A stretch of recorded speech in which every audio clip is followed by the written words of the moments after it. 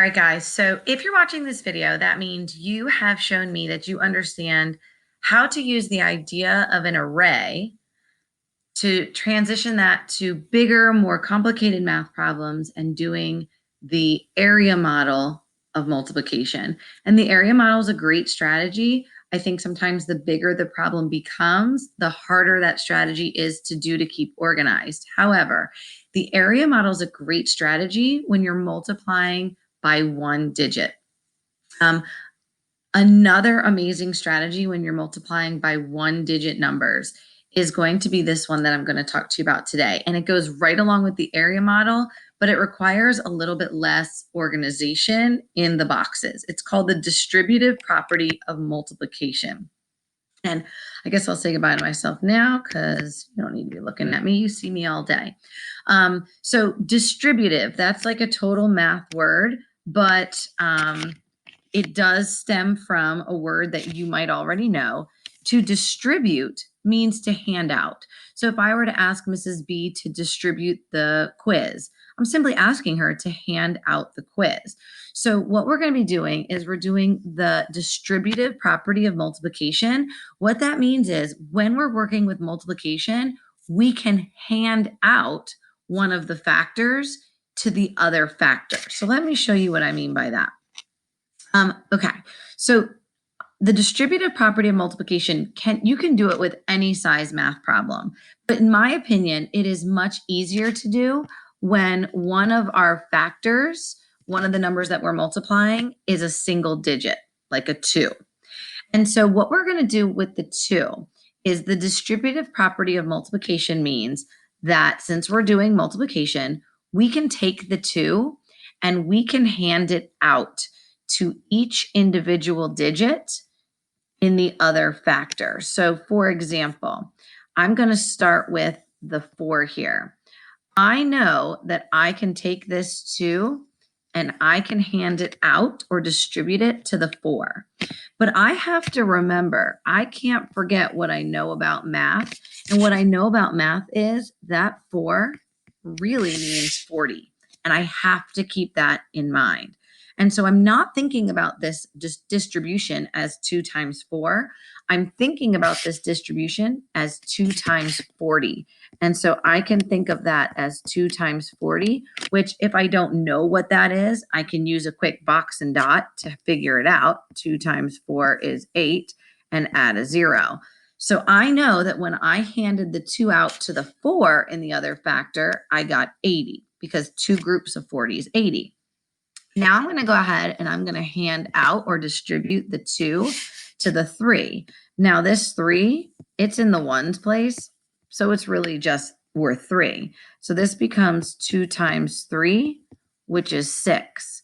And I know that when I combine 80, which is the first part of my answer, and 6, which is the second part of my answer, I'm going to get the total product or the final answer, which is 86. So 43 times 2 is 86.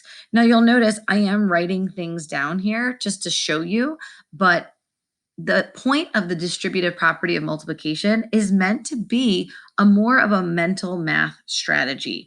But I do like to see what you're thinking. Otherwise, I'd have to dig into your brain, and I don't want to do that. Let's try another one here. So we have a single digit, and we're going to go ahead and hand out or distribute this digit to first to the 9, and it really doesn't matter what order I do it in, then to the 3. Now, I have to remember that this 9, because it's in the tens place, is really worth 90. So it's not 7 times 9, it's really 7 times 90.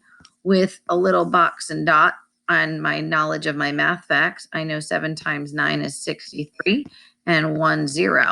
I know that the 9 digit, just the 90, gives me 90 times 7, which is 630. But I know that this isn't just 90. I know that this is 93. So the next number I'm going to distribute it to is the 3. I know this 3 is in the ones place, so it's only worth 3. So this is simply 7 times 3, which is 21. And now I need to combine these two amounts to get my final answer because I need both parts of my answer here. So I know 0 plus 1 is 1, 3 plus 2 is 5, and we only have 600s here. So the final product, 93 times 7, is a total of 651. I'm going to move a little bit faster this time, but this time I have a 3-digit number, which means we're going to hand out the 4 3 times. The first time that we hand out the 4, we're not going to do 4 times 1. This 4 is really worth 100. And I know 4 times 100, that's 400. The next thing that I'm going to hand out is I'm going to hand the 4 out to the 5, but it's not worth 5. That 4 is really worth 50. So when I do a little box and dot here, 4 times 5 is 20 with 1 0. And then I also know that I need to hand that 4 out to the 9, and that 9 is just worth 9. So 4 times 9, that's 36. So I'm going to set this up incorrectly for a minute. If I try and add this now, remember that addition is part of COAS. And with COAS, we need to remember to line them up. And right now, my ones place is not lined up. So it's very important that if you haven't set up an addition problem correctly, that you do either rewrite it correctly, 400 plus 200, and line it up this way, or you can use mental math. I know 400 plus 200 is 600, and 600 plus 36 more would be a total of 636. So the answer to 159 times 4, we did it in 3 different parts with the distributive property, and we got a total of 636. I'm going to go way faster here. 5 times 3. Well, it's not going to be 5 times 3. It's really going to be 5 times 300 because that 3 is worth 300.